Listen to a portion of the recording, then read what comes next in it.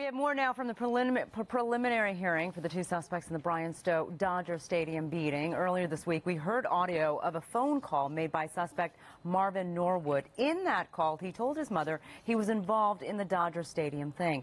We now have the video taken of him in the interrogation room as he made that call. Stowe beating suspect Marvin Norwood as he called his mother during a break in his police interrogation after his arrest last July. A last-minute sigh of relief for an Orange County family that started moving out of their rented home yesterday after finding out it was in foreclosure. Now, the Ramirezes are back in their beds, but they're not sure how long that will last. CBS2 Orange County reporter Michelle Gili tells us what happened. George Zimmerman is ordered back to jail. A judge revoked bail for the neighborhood watch captain who shot and killed an unarmed Florida teenager. CBS2's Teresa Garcia tells us the judge is concerned with how much money Zimmerman claimed to have when his bail was set. I get that they're trying to keep everything clean, but wrapped pillows. Could you imagine laying on one? Well, no, you unwrap it, I'm sure, and then I hope wrap so. the next clean one. We're going to check back in with Jackie Johnson. She has your full forecast. Welcome back to CBS 2 News at 5. I'm Rick Garcia. And I'm Sharon Tay. Pat and Paul are off tonight. Tonight, investigators say there might be more victims of the massage therapist accused of assaulting one woman. As CBS 2 Inland Empire reporter Greg Mills tells us, Mark Anthony Brown worked at several different spas. Half a century ago today, a couple received the first wedding license of the so-called marriage month. Well, today, the groom surprised her bride by renewing their vows in downtown L.A., complete with family, friends, and the same rabbi who performed the ceremony in 1962. CBS 2's Amy Johnson was there for today's event. Dozens of brides-to-be had a chance today to get the wedding dress of their dreams and help a good cause. The event for us at 5 o'clock, I'm Sharon Tay. CBS 2 News at 6 starts right now.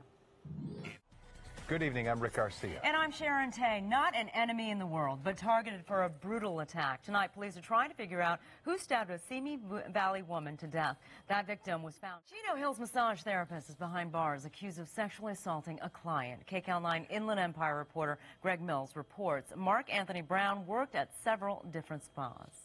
Well, the summer-like weather is going to ease up a bit as the cool down begins. KCAL9's meteorologist Evelyn Taft is here with what we can expect this weekend. A mutated hawk is attacking people in a Long Beach neighborhood along Chestnut Avenue. KCAL9's Christine Lazar reports she's only doing what comes naturally, protecting her nest.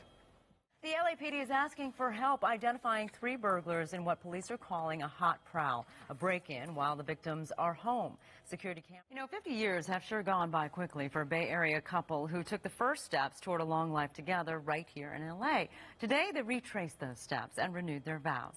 KCAL9's Amy Johnson was at the ceremony and has a look at the couple then and now. I wonder if she'll keep her promise and let him be boss. I don't think so.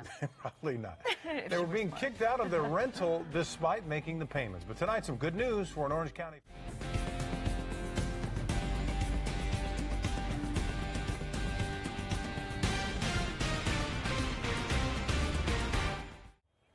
Despite dismal economic news that the latest unemployment report is weaker than expected, one retailer is offering a bright spot. Target is hiring. KCAL9's Melissa McCarty shows us how many jobs are up for grabs. A stamp worth $1 million is among the rare items you can see this weekend at the Coin Stamp and Collectible Expo in Long Beach. I used to collect Did you? coins. What, coins or stamps? Pennies. Pennies. I collected coins, too. I should go dust them off and see if I got any $3 million You never know. quarters in there. If he doesn't come back on Monday, then we know why. There we go. I know, right? Yeah. In Night on Entertainment, a newer, tougher Snow White is now gracing the big screen. LA County's embattled chief assessor announced he will step aside and allow someone else to run the department for now. That's because John Nogaz and the assessor's office are targets of a corruption investigation by the LA County District Attorney. KCAL9 political report. The jury in the John Edwards trial delivered one not guilty verdict this week, but they failed to come to a consensus on the other 5 charges, and the judge declared a mistrial. Now some of those jurors are speaking out. KCAL9's Elizabeth Corrigan shows us where they disagree.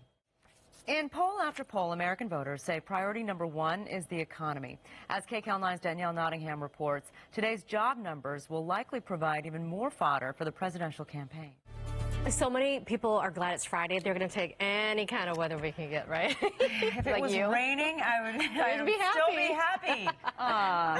Evelyn, no, News live from the Studio City Broadcast Center returns after the break.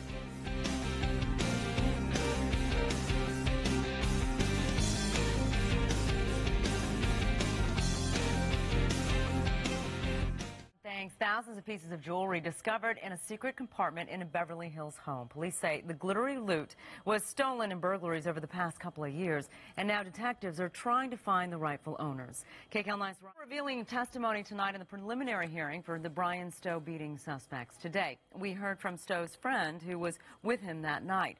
KCAL9's Dave Lopez tells us what happened to the Giants fans as they left Dodger Stadium on opening day last year. Thank you. A Chino Hills massage therapist is behind bars accused of sexually assaulting a client. KCAL9 Inland Empire reporter Greg Mills tells us the therapist worked at several different spas.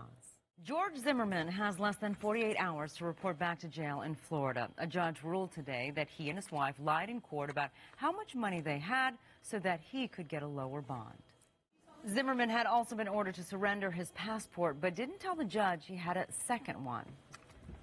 A hawk causing chaos in a local neighborhood. Later in this newscast. An agitated hawk is dive-bombing people in a Long Beach neighborhood along Chestnut Avenue. But as KCAL9's Christine Lazar explains, the hawk is only doing what comes naturally, protecting her nest. A great event, and they could have actually, if they had a retractable roof, this would have been the night for it. Oh, dancing under the stars. Beautiful evening. The weekend will be great, too, right, Evelyn? Thank you so much for watching KCAL9 News at 10. Sports Central starts right now.